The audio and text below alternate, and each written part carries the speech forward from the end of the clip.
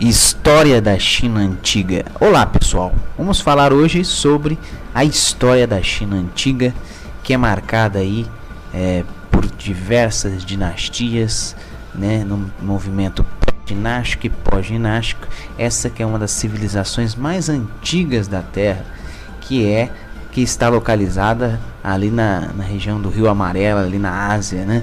Nós temos aí então a pré-história da China, que foi habitada aí por ancestrais humanos há mais de 500 mil anos, né? Que ali desenvolveram as comunidades da margem do rio Huanghu, estabelecendo nos vales Lous, onde a cor amarela do solo deu o nome a chamado Rio Amarelo. E a foto do Rio Amarelo, como nós podemos ver, de fato ele é amarelo, né?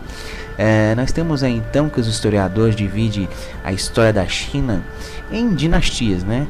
Que são os governos das famílias que governaram aquela região. E por meio de guerras internas ou invasões se mantiveram até a instalação da República em 1911, no século XX.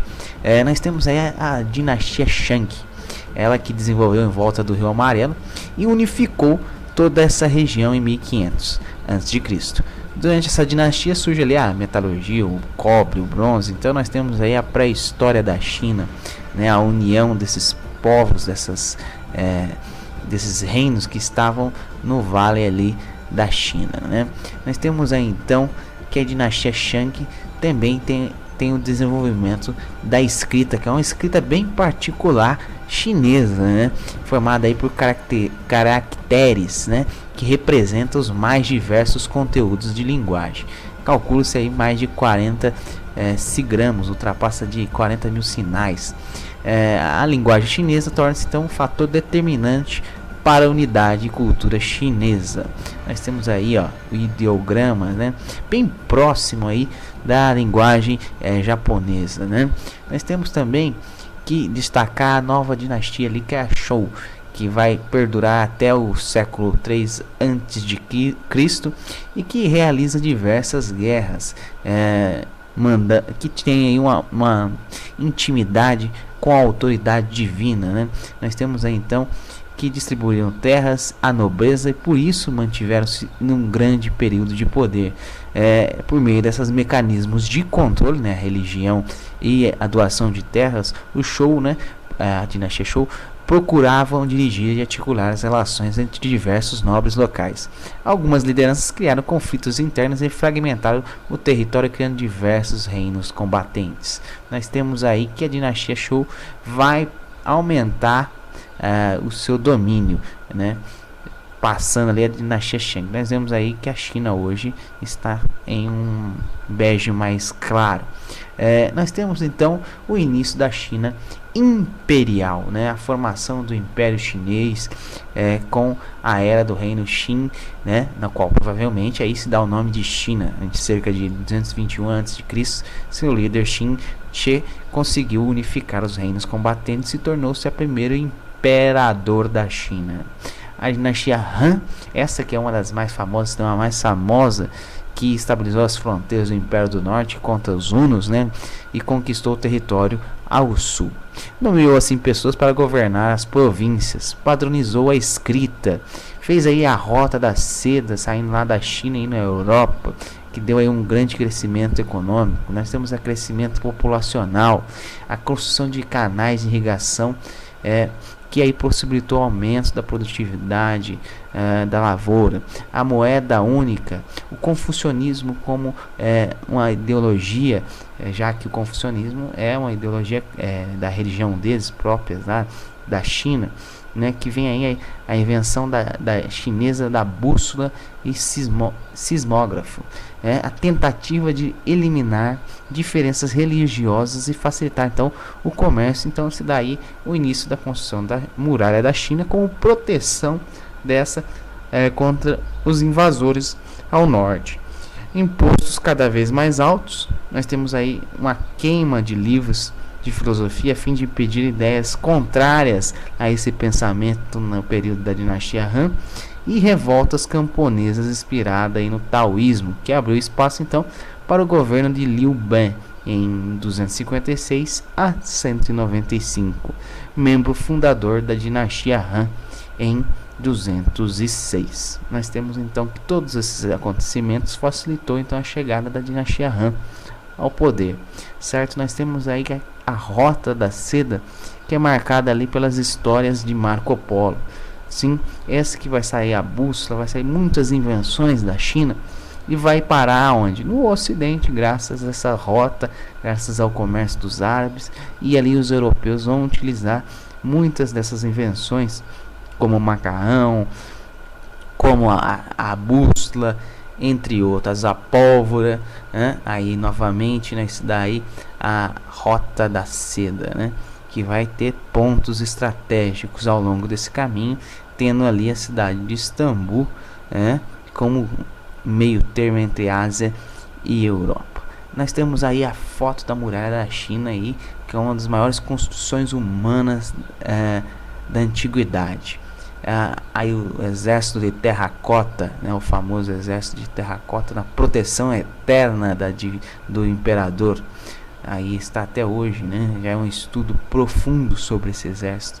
Nós temos então o confucionismo. O que é o confucionismo? Né? Filósofos, o chamado Confúcio, né, que teria nascido na província de Lu, que teria inteligência de conduta que faz crescer na carreira pública. Ele faz crescer cada vez mais na carreira pública, esse filósofo, mas ele tem decepção política e sai divulgando novos ensinamentos a respeito dessa doutrina que ele vai se dar aí. A sua obra demonstra a consciência de viver em um mundo desordenado devido às guerras dos reinos combatentes nesse período. A doutrina consiste no princípio do altruísmo, da cortesia, da fidelidade, da busca da sabedoria. Nós temos aí então que as religiões orientais têm outros princípios relacionados à moralidade e a ensinamento de vida, né? Nós temos uma religião totalmente diferente, já que essa aqui também não chega a ser uma religião, mas também uma filosofia de vida. Aí está a foto aí do que seria o Confúcio, né? Ele poderia ser um funcionário do governo. Nós temos aí o taoísmo também, com as teorias de Lao Tse, que teria vivido aí na China entre os séculos 6 e 5 a.C. Seu nome significa velho filósofo. Seu nome significa velho filósofo por vários motivos, né? Porque ele era um senhor de idade já e aí passava essas teorias. Sabe-se de que sua vida é em volta de lendas e controvérsias, e tem essa teoria também de que talvez ele não possa nem ter existido, né? A tradição atribui a Lao Tse a autoridade de Tao, né? A fé em Sheng, uma obra de mais importante do taoísmo, elemento gerador do Tao, que seria o caminho divino, o caminho natural, o perfeito, a essência primordial do universo, né? Recolhe elementos da sabedoria popular chinesa, a crença dos espíritos da natureza, propõe o retiro da vida pública e a meditação, formas do ser humano atingir a harmonia consigo e com o universo. Nós temos aí que a China do presente mudou muito ao longo dessa trajetória. Nós temos aí até a chegada da República Popular da China, né, em 1º de outubro de 1949, no século 20.